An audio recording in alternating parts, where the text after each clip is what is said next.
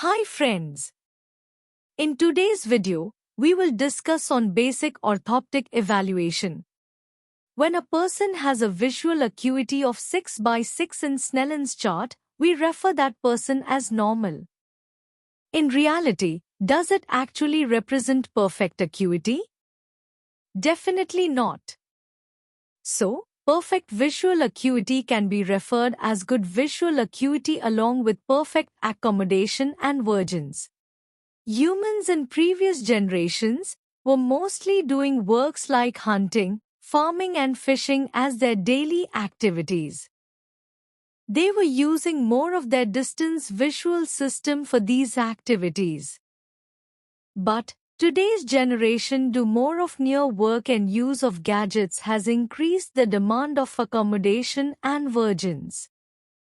This causes constant fatigue on their accommodation and vergence, which causes increased of non-strabismic binocular vision anomalies.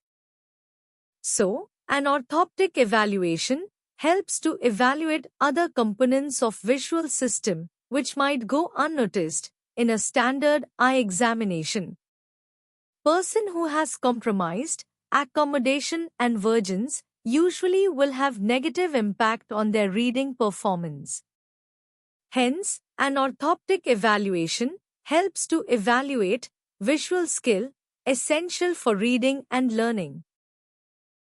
First, perform the sensory evaluation of the eye, which includes evaluation of stereopsis, which gives us status of binocular vision. Then, we proceed to perform Worth 4-dot test at both distance and near, which helps in assessing whether the patient has both central and peripheral fusion.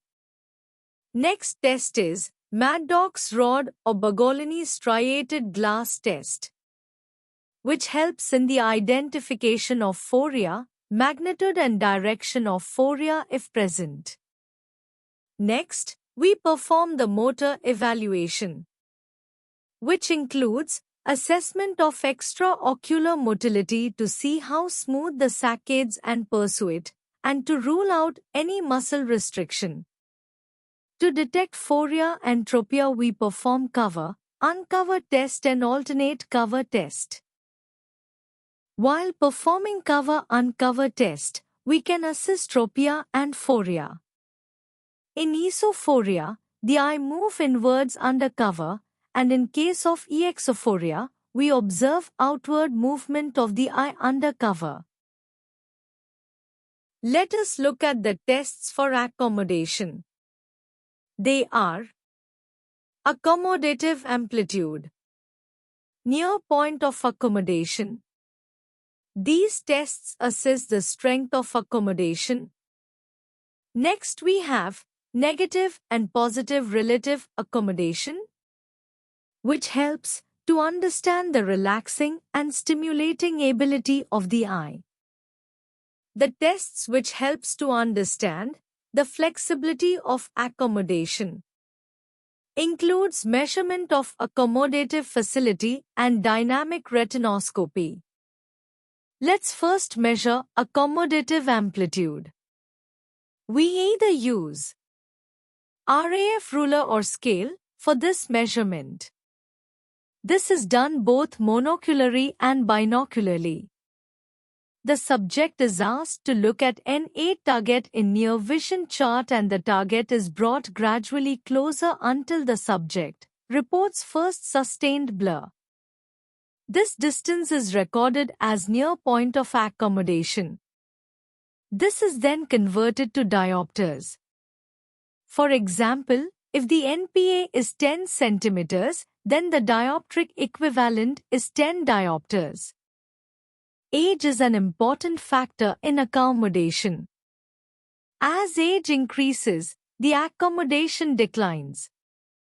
As you see in this graph, we have an amplitude of 16 diopter at birth, and it gradually declines to 0 at the age of 60. These are the formulas used for calculating the amplitude. We have Hofstadter's formula, which is widely used, which calculates the amplitude by substituting the age of the person in that formula, which is 18.5 minus 0.3 times the age of the person. The other formula is rule of 4 formula, which calculates by 4 times 4 minus age of person divided by 4. Another formula for calculating is 0.3 times age of the person. Next, we will calculate negative relative accommodation. This test is done binocularly and assesses the relaxing ability of the eye. The subject is asked to look at an 8 target. The convex lenses are added binocularly in 0.25 diopter steps. This is done until the patient is no longer able to clear the target. The final lens is taken as NRA. If a person has NRA beyond 2.5 diopters, it means he is over minus for distance or he is in need of near add. Next, we will assess the positive relative accommodation. This test is done binocularly. It measures the stimulating ability of the eye. In this procedure, we gradually add concave lens in 0.25 diopters until subject is no longer able to clear the target. The final lens is taken as PRA. Next assessment is done with accommodative flippers, which helps to assess the dynamics of accommodation. It contains a set of positive lens and a set of negative lens. The subject has to clear the N8 target with one set of lenses and then flip to other side to clear other set of lens. One positive and one negative flip is calculated as one cycle. Total number of flips per minute is calculated. It is done both monocularly and binocularly. If the subject has difficulty in clearing one set of lens, then it has to be recorded as difficulty in clearing positive or negative lens. The test requirements are: test distance should be 45% of patient's amplitude.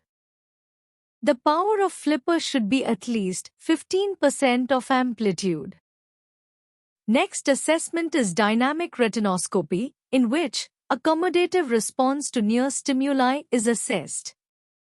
This is done with the help of retinoscope.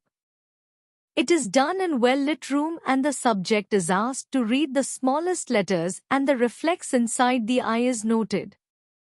With reflex indicates lag of accommodation and against reflex indicates lead of accommodation. Higher lag is noted in following conditions such as high esophoria, accommodative insufficiency, under-accommodation, conditions in which negative fusional vergence is affected. Higher lead of accommodation is noted in accommodative excess, high exophoria and cases with reduced positive fusional vergence. Next important assessment is calculation of AC-Beyer ratio. AC-Beyer ratio determines the change in accommodative convergence that occurs when the patient accommodates by a given amount. It helps in diagnosis and treatment of certain conditions. For example, when a person who has esophoria with high ratio will benefit from plus lenses. But a similar case with low AC-Beyer ratio requires prism correction. Formula for the calculation is interpupillary distance in centimeters added to the product of near fixation distance and difference of near and distance phoria. Esophoria is taken as plus and exophoria is taken as minus. Let us see an example. In this IPD is 60 mm and the patient has exophoria of 2 prism for distance and 10 prism for near.